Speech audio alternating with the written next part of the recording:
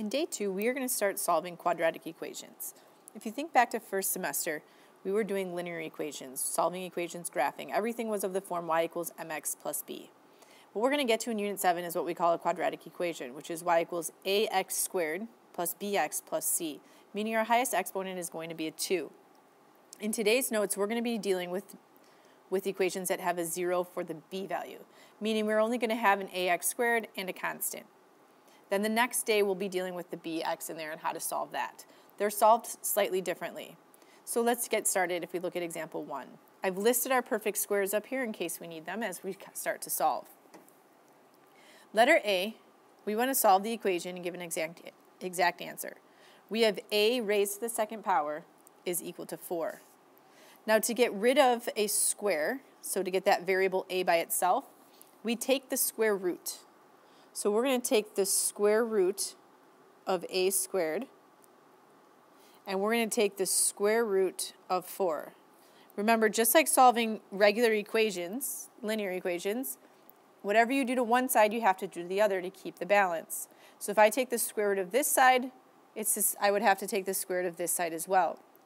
Now, the one thing that's different is if you think about a number being squared, remember that a positive squared is going to give me a positive, but a negative squared will also give me a positive. So I have two types of answers here. So I need to recognize that I have the positive or the negative. So this plus or minus here is going to indicate that I have two answers. Then what I'm going to do is I'm going to evaluate. The square root of a squared is just a. It comes out. And the square root of 4, I'm thinking 4 is a perfect square, and 2 times 2 is 4, so the square root of 4 is 2. So I get an answer of plus or minus 2.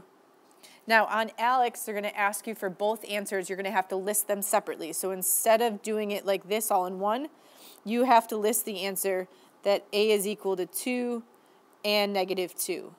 Okay, they mean the same thing, but again, ALEKS wants you to list it this way. Let's take a look at letter B. In letter B, we have x squared equal to 5. So what we have to do to get x by itself is get rid of the exponent. We can do that by taking the square root. So we're going to take the square root of x squared. And then on the right, we have to take plus or minus the square root of 5. And then what we want to do is we want to simplify. We're looking here for an exact answer, which means we can't get any decimals.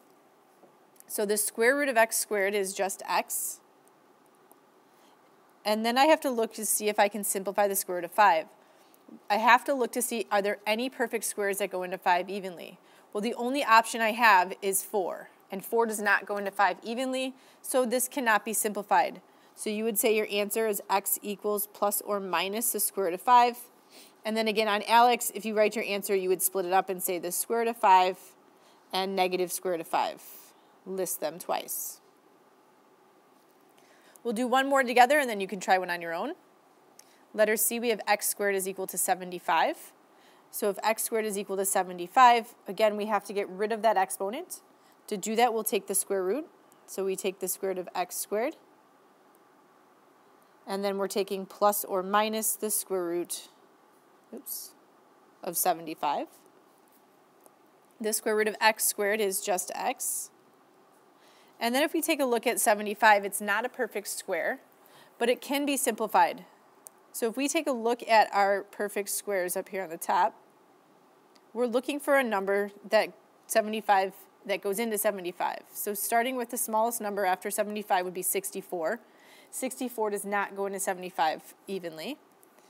Checking 49, it does not go into 75 evenly. Remember, if you have a tough time knowing whether it goes in or not, you have to divide. Take 75, divide it by 49. See if you get a whole number. If you don't, move to the next one. 36. Does 36 go into 75 evenly? No. Try 25. On your calculator, take 75, divide it by 25. And you should see that you get a nice whole number of 3, which tells us that 25 is the biggest perfect square that goes into 75. So we can split this up into plus or minus the square root of 25, there's my perfect square, times the square root of 3. And then from here, the square root of 25 I know is just 5. So I get x is equal to plus or minus 5 times the square root of 3. And then I don't have any room right here, but remember on ALEKS, you'll just list them separately. 5 square root of 3 and negative square root of 3. If you have questions, let me know. Otherwise, go ahead and move to the try this. If you did the try this correctly, you should have gotten 2 square root of 3 and negative 2 square root of 3.